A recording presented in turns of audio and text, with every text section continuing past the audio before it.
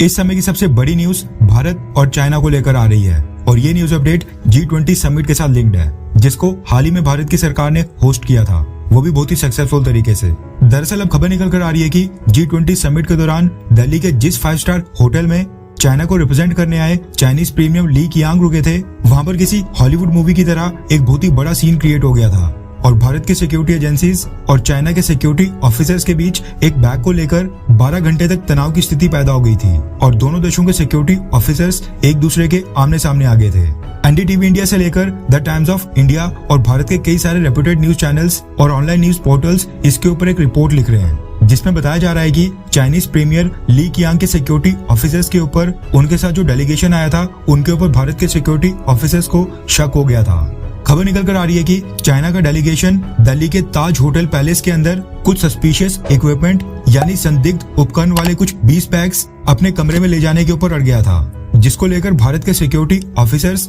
और Chinese officials के बीच इसी बात के ऊपर काफी तनातनी की स्थिति पैदा हो गई थी और मामला इतना बढ़ गया कि दिल्ली के ताज होटल पैलेस में बहुत ही गंभीर टकराव की स्थिति पैदा हो गई थी। चाइना की डेलीगेशन ने डिप्लोमेटिक बैगेज का हवाला देते हुए अपने इन 20 बैग्स की चेकिंग करवाने से इनकार कर दिया था, जिसके बाद होटल में तैनात सिक्योरिटी टीम ने डिप्लोमेटिक प्रोटोकॉल्स के चलते चाइनीज डेलीगेशन को बैग्स के साथ बिना चेकिंग और बिना स्कैनिंग के रूम्स में जाने दिया। लेकिन उसके बाद एक होटल एम्प्लॉई यानी कि होटल में काम करने वाले व्यक्ति ने देखा कि चाइनीज डेलीगेशन के रूम में यानी कि जिन रूम में वो चाइनीज डेलीगेशन रुके थे वहां पर बैग्स के अंदर कुछ सस्पिशियस इक्विपमेंट था और ये देखते ही ताज होटल पैलेस के एम्प्लॉई ने होटल में तैनात सिक्योरिटी टीम को इन्फॉर्म किया और उसके बाद फिर सिक्योरिटी टीम चाइनीज डेलीगेशंस के रूम में आई और उनसे चेकिंग के लिए बैग्स को स्कैनर से गुजारने की रिक्वेस्ट की। लेकिन चाइनीज डेलीगेशन इस चीज के लिए बिल्कुल नहीं माना और ये ड्रामा वहां पर कई घंटे तक चलता रहा। चाइनीज डेलीगेशन बिना जांच करवाए अपने बैग को साथ रखना चाहता था, जिसके कारण ये विवाद इतना बढ़ गया कि चाइना के अधिकारियों ने भारत के सिक्योरिटी ऑफिसर्स के साथ बहस करना शुरू कर दिया था।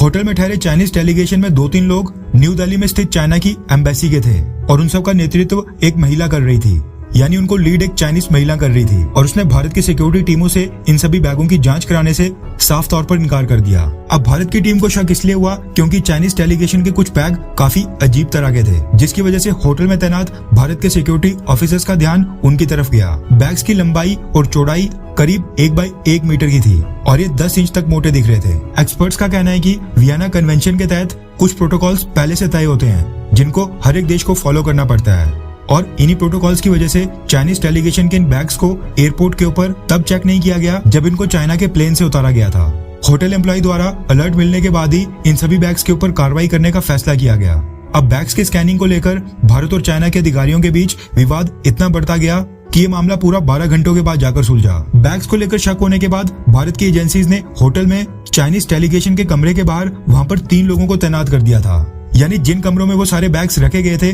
उसके बाहर भारत के सिक्योरिटी ऑफिसर्स पूरे समय के लिए तैनात रहे और तीनों जवानों को हर घंटे रोटेट किया जाता था और ऐसा 12 घंटे तक चलता रहा। 12 घंटे के बाद चाइना को ये ऑप्शन दिया गया कि अगर वो बैग्स की स्कैनिंग करवाना नहीं चाहता है तो इनको न्यू दिल्ली में स्थित चाइना अपनी एम्बेसी में भिजवा दे, जिसके ऊपर चाइना की टीम सहमत हो गई। चाइनीज डेलीगेशन ने बैग्स को जिस गाड़ी से अपनी एम्बेसी तक भेजा था उसके साथ भारत ने अपनी सिक्योरिटी ऑफिसर्स की एक कोर टीम को भी भेजा था, यानी भारत की सिक्योरिटी टीम चाइनीज डेलीगेशन के उन बैग्स को लगातार ट्रैक करते रह रही थी ताकि सुनिश्चित किया जा सके कि वो सारे बैग्स चाइनीज एम्बेसी के अंदर तक ही जाएं। और ये बैग्स जब चाइनीज एम्बेसी में शिफ्ट हुए उसके बाद भारत और चाइना के सिक्योरिटी ऑफिसर्स के बीच तनाव खत्म हुआ और भारत ने चाइनीज डेलीगेशन के कमरों के बाहर से अपनी टीमें हटा दी। अब ये कॉन्फ्लिक्ट इसलिए इतना बढ़ गया क्योंकि यहाँ पर न सिर्फ भारत की सुरक्षा का सवाल था बल्कि ब्राजील के प्रेसिडेंट भी उसी होटल में रुके थे जहाँ पर चाइनीज डेलीगेशन रुका था, जबकि अमेरिका के प्रेसिडेंट जो बाइडेन और कुछ अन्य देशों के प्रेसिडेंट और प्राइम मिनिस्टर्स ताज होटल पैलेस के ठीक पास ITC मौर्य होटल में रुके थे और भारत की सिक्योरिटी एजेंसीज